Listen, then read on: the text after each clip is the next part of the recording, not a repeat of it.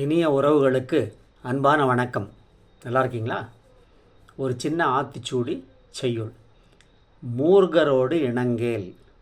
மூர்க்கரோடு இணங்கேல், அதாவது முரட்டுத்தனம் கொண்டவர்களோடு, மூர்க்கத்தனமாக இருப்பவர்களோடு என்றும் இணங்காதே, சேராதே, பழகாதே, அது ஆபத்தாகும் அப்படின்னு ஔவையார் சொல்கிறாங்க. ஓகே, ரீசண்டாக ஒரு ஒரு சின்ன கதை யூடியூப்பில் பார்த்தேன். அது ஒரு இங்கிலீஷ் ஸ்டோரி.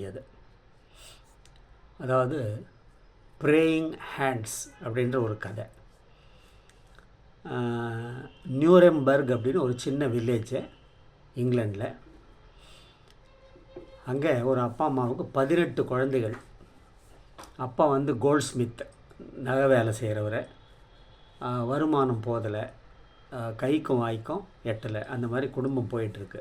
அதில் 2 பிரதர்ஸ் மட்டும் அவங்களுக்கு இந்த ஃபைன் ஆர்ட், அதாவது நம்ம ஓவியம் வரைகிறது, மியூசிக் வாசிக்கிறது, பாடுறது, இதெல்லாம் இருக்குது இல்லையா, டான்ஸ், இந்த ஃபைன் ஆர்ட்ஸில் கொஞ்சம் இன்ட்ரெஸ்ட். அவங்க 2 பேரும் பேசுகிறாங்க, நாம் ஏதாவது கற்றுக்கலாமே, எங்கேயாவது அகாடமின்னு பேர், அது அவங்க படிக்கிற காலேஜ், அங்கே ஜாயின் பண்ணி கற்றுக்கலாமே அப்படின்றாங்க. ஆனால் அங்கே போகிறதுக்கு பணம் கிடையாது, அப்பா பணம் கொடுக்க மாட்டாங்க. என்ன செய்கிறது? 2 பேரும் ஒரு டீல் வச்சுக்கிறாங்க, ஒரு டாஸ் போடுறாங்க.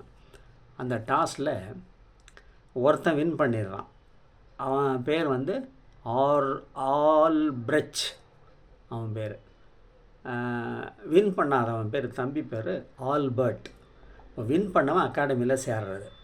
வின் பண்ணாதவன் பக்கத்தில் இருக்கிற ஒரு சுரங்கத்துக்கு போய் அங்கே வேலை செய்து பணம் சம்பாரித்து அந்த பணத்தை ஆல்பிரச்சுக்கு அனுப்புறது, அவன் படிக்கிறதுக்காக.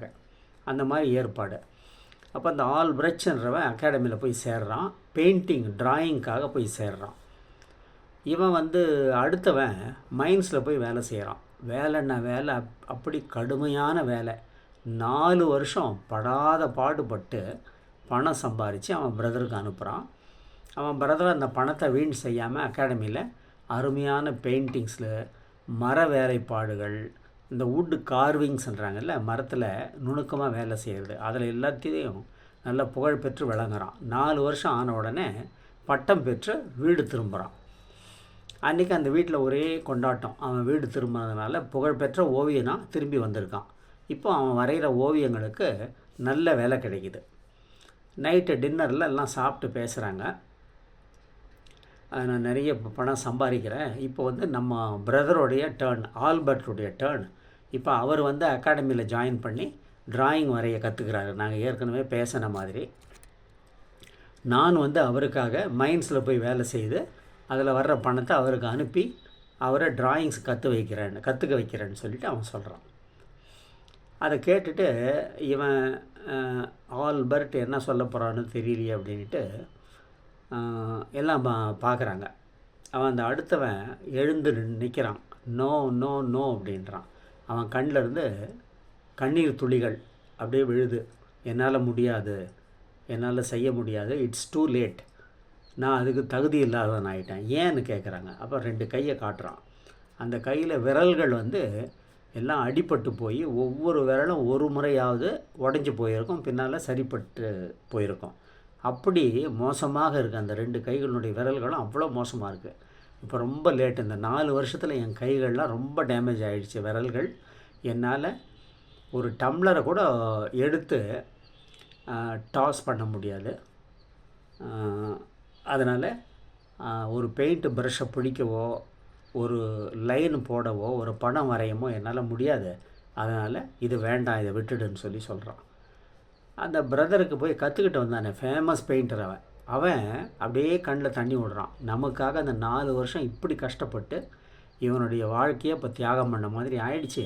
அந்த கைகள் விரல்கள்லாம் அவ்வளோ மோசமாக இருக்குது, எனக்காக தான் நீ இவ்வளோ பாடுபட்ட அப்படின்னு சொல்லி ரொம்ப வருத்தப்பட்டு கண்ணீர் விடுறான்.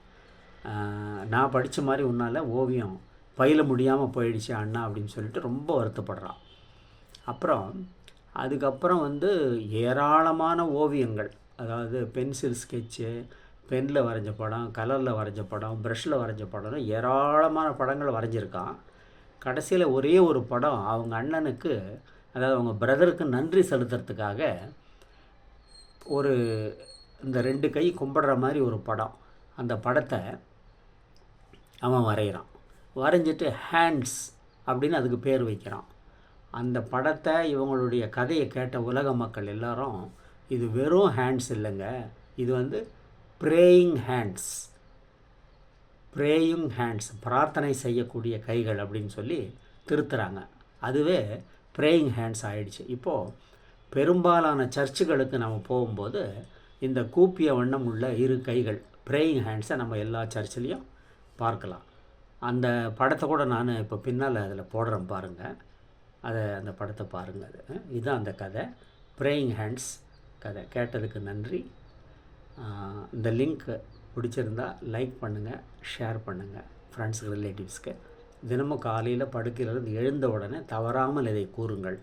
ஏரி, குளம், கிணறு, ஆறு எல்லாம் நிரம்பி வழிய மாறி அளவாய் பொழிக, மக்கள் வளமாய் வாழ்க. வாழ்க வையகம், வாழ்க வையகம், வாழ்க வளமுடன். ஜெய்ஹிந்த்.